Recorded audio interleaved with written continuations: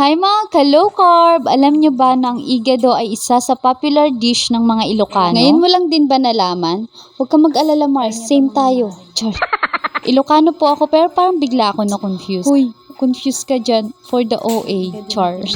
Dinengdeng lang po kasi alam ko na Ilocano dish. Sorry. Anyways, without further ado, let's start cooking. Share ko na rin sa inyo kung paano ko siya niluto. Syempre, low carb version. Dagdag idea rin ito sa low carb meal ninyo. First, i-marinate natin tong pork. Ang gamit kong pork is liempo. Much better yata gamitin dito is yung kasim. Kinat ko lang yung liempo sa maliit na size or depende sa inyo kung anong cut ang gusto nyong gawin. Lagyan natin siya ng maraming garlic. Nag-add po ako dito ng salt and pepper kasi ang gagamitin natin pang marinate is coconut aminos, and yung coconut aminos is hindi naman po maalat. Matamis po ang coconut aminos kaya mag-add po talaga ako ng salt. After nyan, mag-add na tayo dito ng coconut aminos. Ito yung gamit kong coconut aminos. Mag-add lang tayo ng 1/4 cup. Marinate lang natin yan ng 1 hour. Pero kung gusto mong maging malasa pa yung meat, at kung hindi ka pa naman gutom, i-marinate mo siya ng overnight. Okay din to sa mga nagpa-fasting. Gawin mo siya ngayon and then bukas mo siya lutuin. O diba? I-mix lang natin yan para ma-incorporate lahat ng ingredients. Ito naman yung pork liver natin. Kinat ko lang yan ng medyo pahaba. Medyo malansa kasi to kaya ibababad ko siya sa white vinegar. Optional lang naman to kahit wag nyo na siyang ibabad.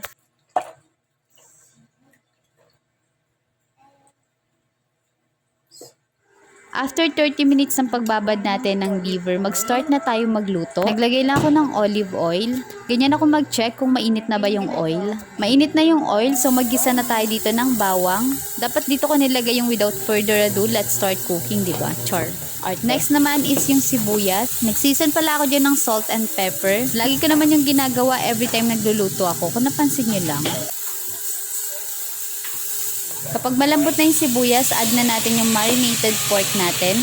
I-mix lang natin yan ng mabuti para ma-incorporate din yung lasa ng sibuyas at ng bawang. So, napansin nyo, kumukulo na siya. So, nag-add pa ulit ako dyan ng pepper. Nag-add na rin ako ng dahon ng laurel. I-mix lang natin yan and dito palalambutin na natin yung pork. Hindi muna ako dito nag-add ng water. I-mix lang din natin yan para naman hindi rin masunog. Kung napansin nyo, medyo nag-reduce na yung sauce pero hindi pa pumalambot yung meat. Dito mag-a-add ako ng konting water lang. Palambutin pa natin yung meat. This time, malambot na po yung pork at kung napansin nyo, medyo nagmamantika na rin siya. Mix lang po natin yan para naman hindi po masunog. At dito, i-add na natin yung pork liver. Make sure na luto na po yung pork bago nyo ilagay itong pork liver kasi mabilis na lang po ito maluto. After mababad ng 30 minutes sa white vinegar, hinugasan ko ulit siya ng isang beses sa water. Hindi po natin isasama yung pinagbabaran ng pork liver kasi nga po inalis natin yung lansa. Time cooking ng pork liver is 7 minutes and dapat naka-low heat nyo na siya niluluto.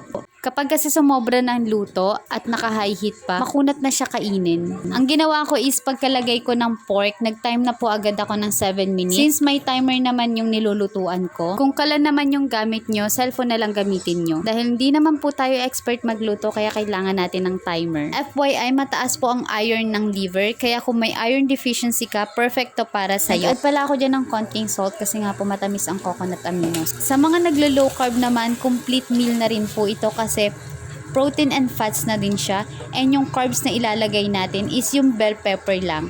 Hindi tayo maglalagay dito ng green peas at ng carrots kasi nasa moderation list yun.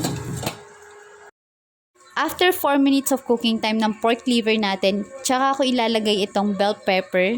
Red bell pepper lang inilagay ko kasi yan lang yung available. Pwede rin kayo mag-add ng green bell pepper. And another cooking time of 3 minutes and pwede na natin yan iserve.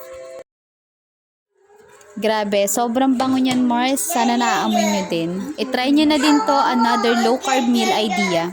Kung naririnig nyo sa Empress, try daw. Kasi nabanguhan siya. And ayun, pinatikim ko and then marami tuloy siya nakain. So ayun lang, thank you for watching and stay healthy, stay low carb. Bye!